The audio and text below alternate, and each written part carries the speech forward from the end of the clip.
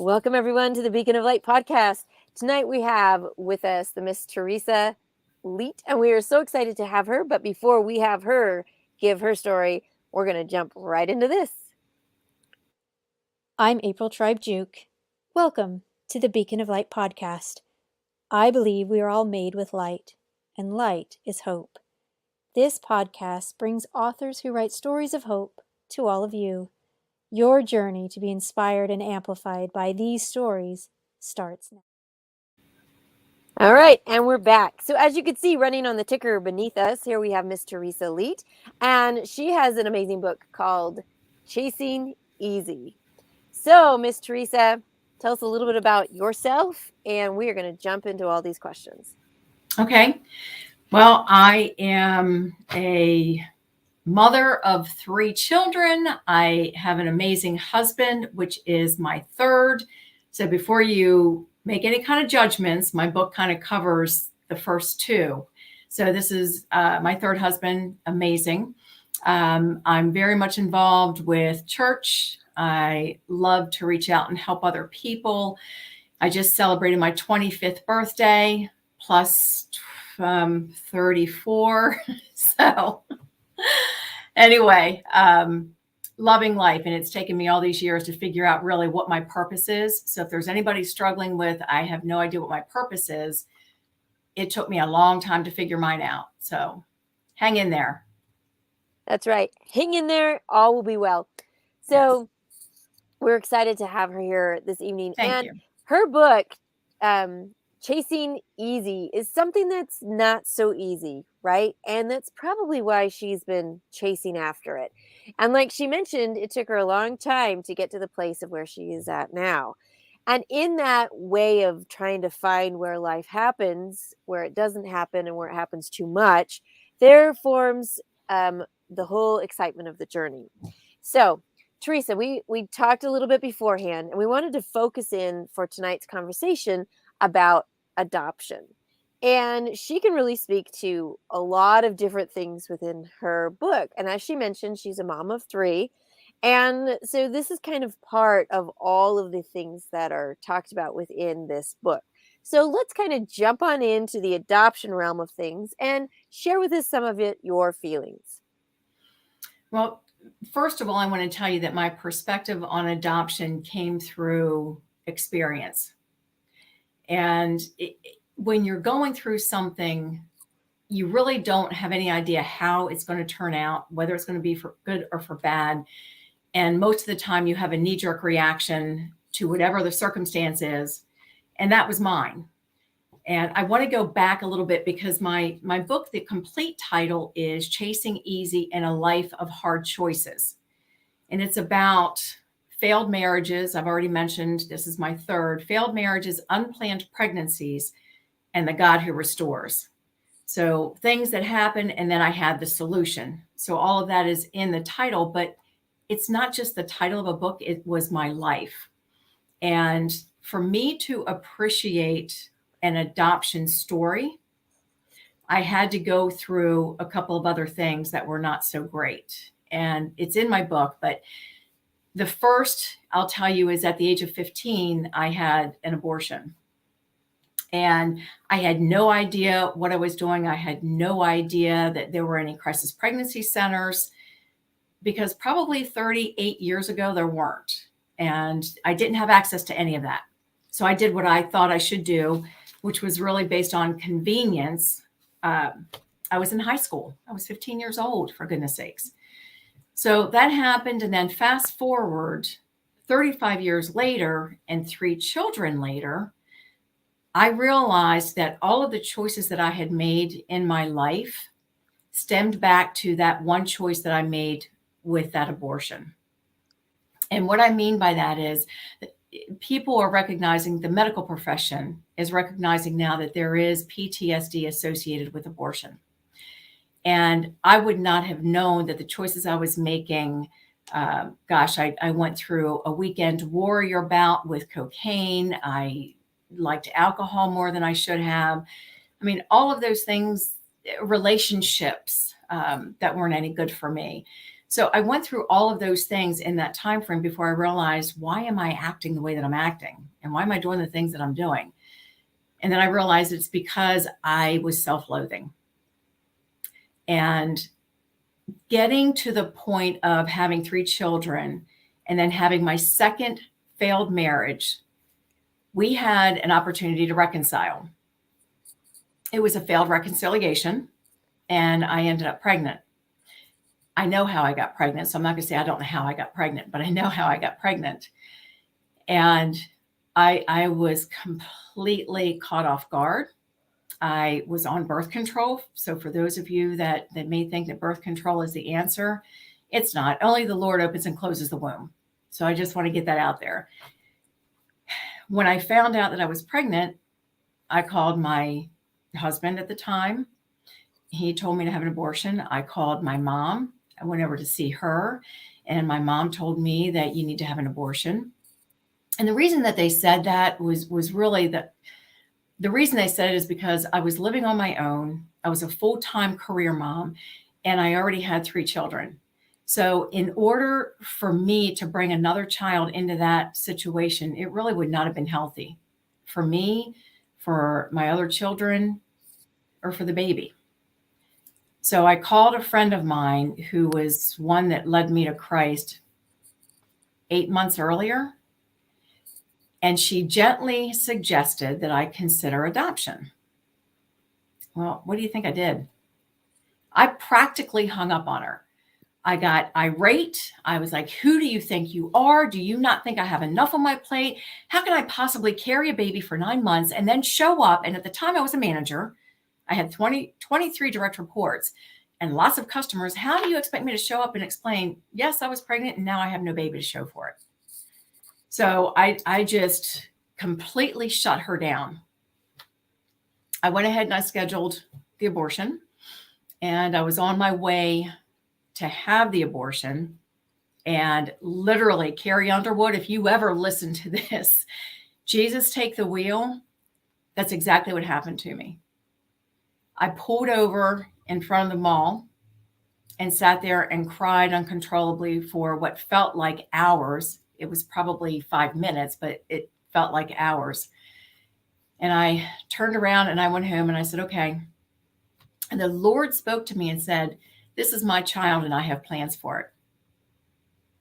Which kind of reminds me of why Psalm 139 is one of my favorite Psalms, and particularly verse 13 through 15 talks about us being fearfully and wonderfully made. And at the very end of that, it says that every one of our days are numbered before one of them came to be. I didn't understand that. I didn't know that. But now I know it. And I know that he rescued me, and he also rescued my daughter. And so adoption to me was not real scary. I am not embarrassed about my decision. What I really hope to do is to change the thought of how society views adoption.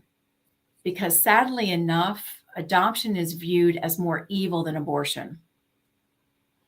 However, adoption is one of the most selfless, loving options that you can choose. You're loving a child into another family. And I would just love to change society's perception on what adoption is. And it can be healthy and it can be beautiful. And you as the mom have the absolute decision to decide whether or not you want this to be an open adoption or a closed adoption. And mine is open. I was able to watch my Harley grow up through pictures. We met, she met her sisters. I mean, it's beautiful. She just went to college, just started college this past year. So adoption is not a bad word.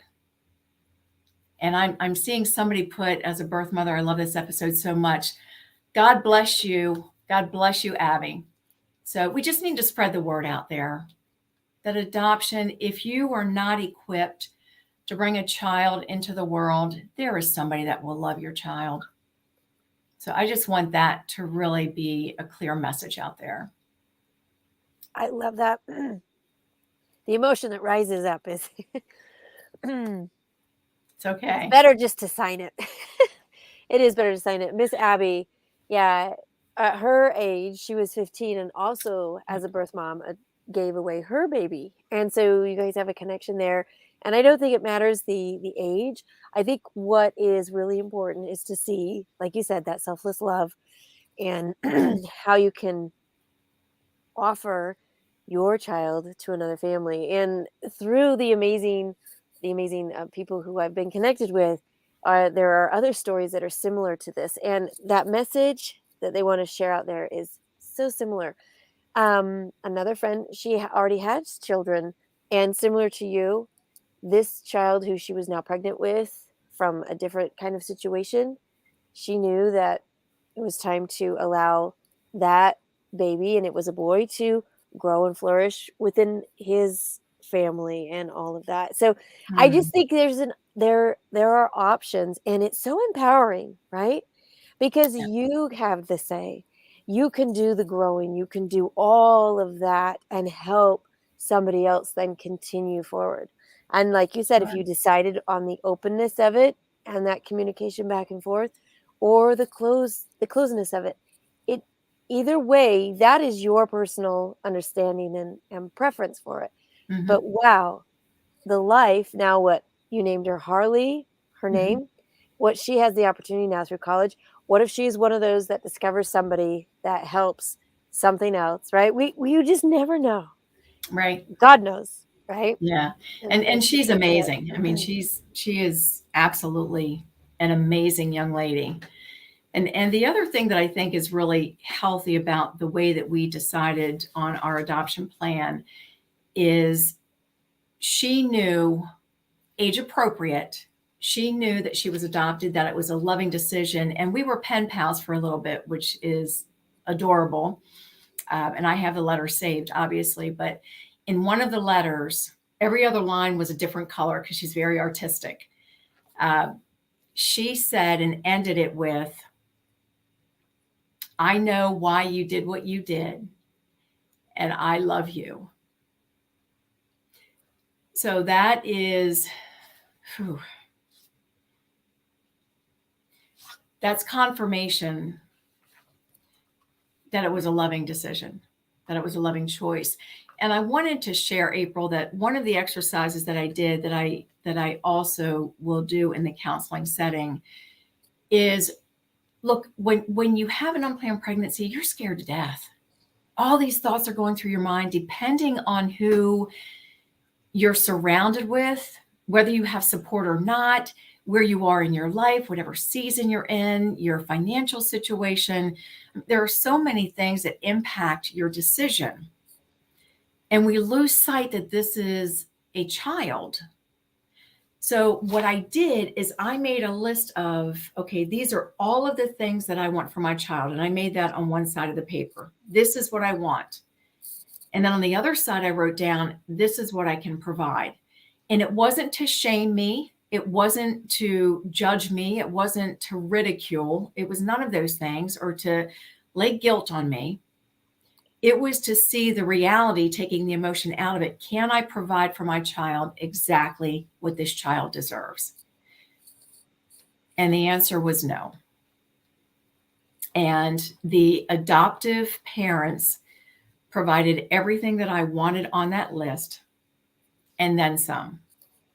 So it was very unique. It was very unique. I got to tour the room that she would be going home to, got to meet them, um, spend a little bit of time with them. And again, each situation is different, but it was just a beautiful experience all around. And I want people to know it exists. But the one other thing too that I want to share is in the book, which I think is really important. The beginning I talk about my experience with relationships.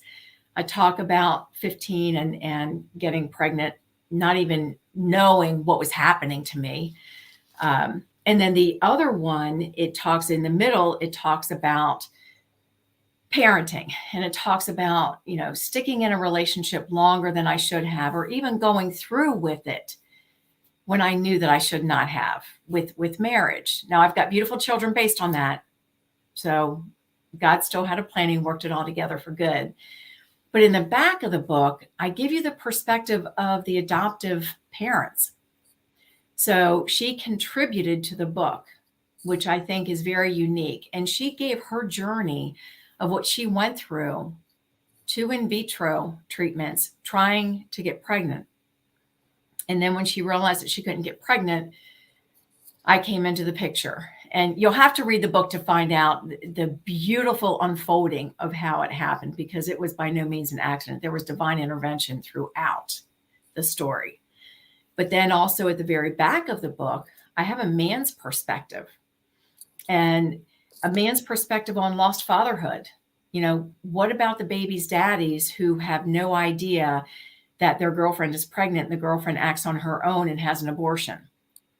That happens all the time. Now, of course, there are also those that influence the girlfriend.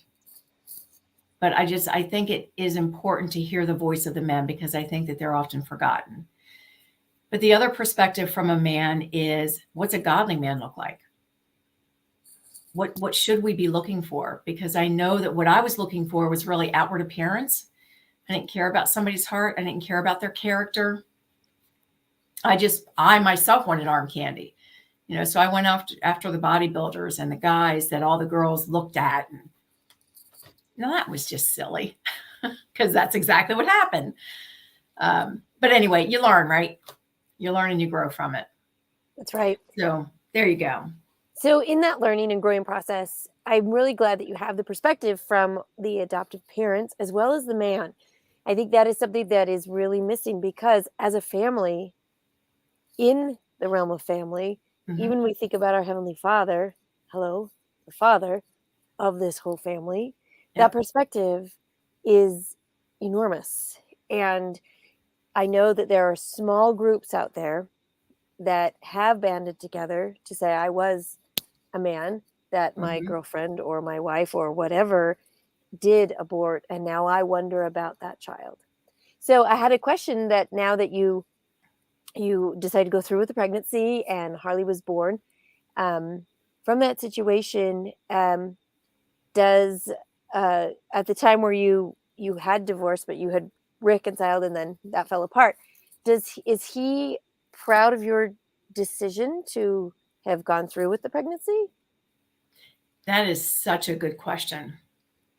So I've got to tell you that all throughout the pregnancy, after I told the dad that this is what I wanted to do, he was completely against it. And in the state of Maryland, the father has to sign off on the adoption papers or there is no adoption. I don't know how it is in other states, but Maryland, that's how they are. And so we took the leap of faith that he would sign the papers.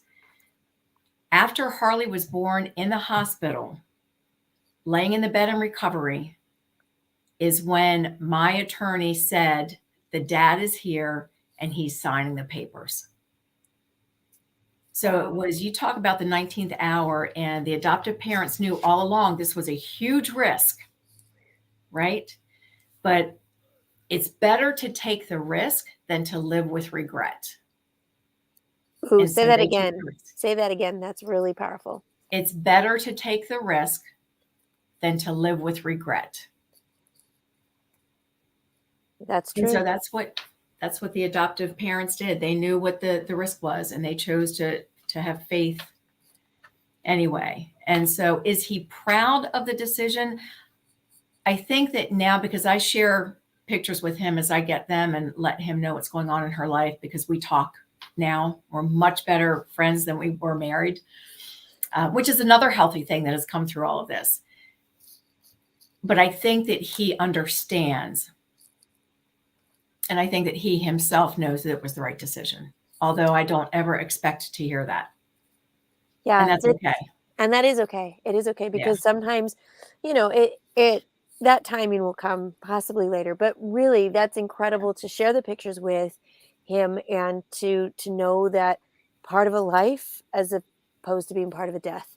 And that is really powerful, because Harley's life now could influence so many others. And then she Mhm. herself becoming a mom and those children and so on and so forth. The generational opportunities for Harley are enormous.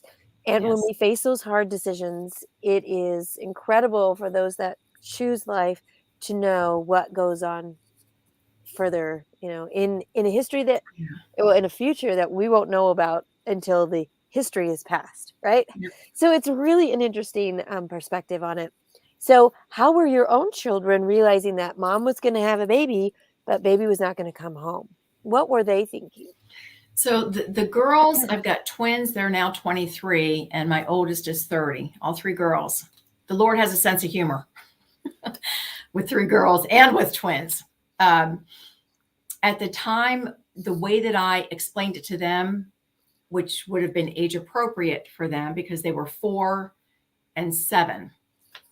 So what I said to them was that mommy was having a baby for somebody else whose belly was broke. And I don't mean that to offend anybody who wants children and can't have children. I want to get that out there. It was the way that I felt I could explain it to them until they were much older and could tell them the truth, because obviously they know mom's written a book and that they're in the book. So that was how I explained it to them. And they had a great understanding of it at that age. And then when they were older, then I sat them down and I explained to them how this happened and why I decided on what I decided. And an interesting note is after I wrote the book, obviously each one of my girls got a copy of the book. I haven't signed it for them yet because they haven't paid me for the book. So I'm not going to sign it yet. But anyway, so I gave them the book, and one of my daughters said to me, and this is really interesting, Mom, I never realized that you had a life before me. I just always saw you as my mom. And so the talking points that we have now, the vulnerability that I was able to display, and the way that we connect now it's beyond anything that I could imagine. So we're very open and honest. And, I used to tell them, look, when you guys think you're going to get away with something, you're not, because I probably did it when I was younger. Only I got away with it because I was much better at it. So it's interesting that just really opened up my heart. It does. It really does open things up. And so, the celebrations, the opportunities, and the life now that so many can experience from Mhm. her life and your one decision is incredible. And so I hope people who capture the book read through it and understand that when we are faced with these kinds of things, um, when we reach beyond ourselves and think outside of our own self-loathing, self-pity, fear, Mm. so much more can actually happen. And I think about the two greatest commandments, right? To love the Lord thy God with all thy heart, might, mind, and strength, and to Mhm. love thy neighbor as thyself. It's always looking beyond yourself. And in looking in that direction, you're actually blessed. And sometimes that's not what's taught, right? Focus here first, fix here first, and then go out and help others. Mhm. Well, honey, it's like anything. You'll always keep finding more and more and more that's wrong with yourself. And oh, sorry, I'm not fixed yet. I can't go and help you. Oh, I can't help you yet. Yep. So get beyond yourself. Go out there, and you'll find the balm, healing in so many ways that you could never have predicted before. It's So true. And what that reminds me of, April, is something that I heard somewhere else. And that is the difference between satisfaction and fulfillment. So satisfaction is self-centered. Fulfillment is others focused.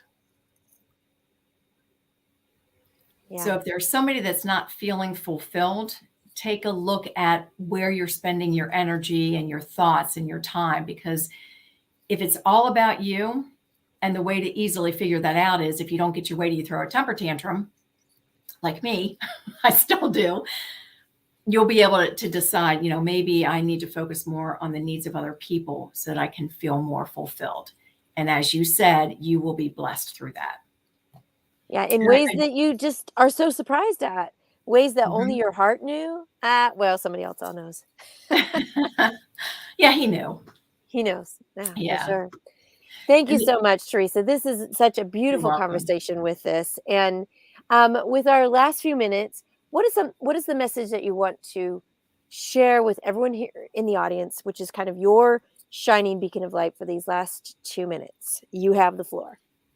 So I would say truly, if you're wrestling with thoughts of unworthiness, if you're feeling insecure in any way, if you've lost all hope, I would say to dig deep and search for that hope, because hope deferred makes the heart sick. And that's where I was for so many years. And I didn't realize, how me not liking myself manifested into poor relationship choices, bad money decisions. I mean, it impacted everything in my life, and I didn't know why. And then once I realized that it's my own fault because it's my perception of me. And you may have heard it said that you can't give away something that you don't have. So if you don't love yourself for who you are, how are you ever going to give that away?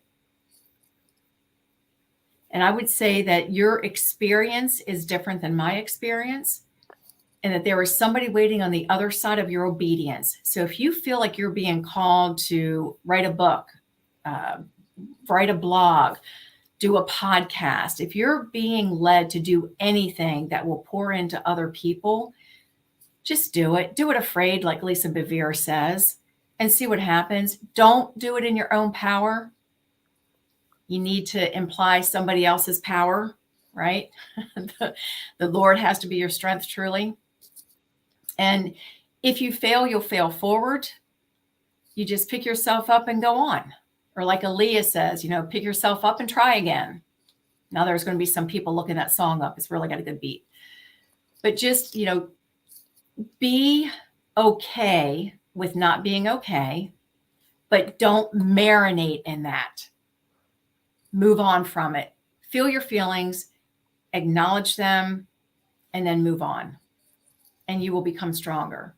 And the last thing that I'll say is that when you have decisions that you have to make, in the back of my book, there are a ton of resources for all walks. So there are a ton of resources. So if you're somebody who maybe you're watching and you have an unplanned pregnancy and you're not sure what to do right now, you don't want to tell anybody about it, what are your resources? Obviously, my book is not the only resource, but I will promote that because I searched and vetted the resources in the back of that book. And it will help you to make some informed decisions so that you're not doing the things that I did from a convenient standpoint or a knee-jerk reaction. Love Excellent. yourself. Yes. Thank you so much, Teresa. Love yourself. Everything that she said there really shines as that beacon of light. Yeah. Thank you, Miss Abby. Thank you so much for being a Yes. part of this today. Thank you, Jody, for also being a part of it. Thank you, everybody who stayed, watched, and listened. This is Beacon of Light signing off. Thanks, everybody. We'll see you.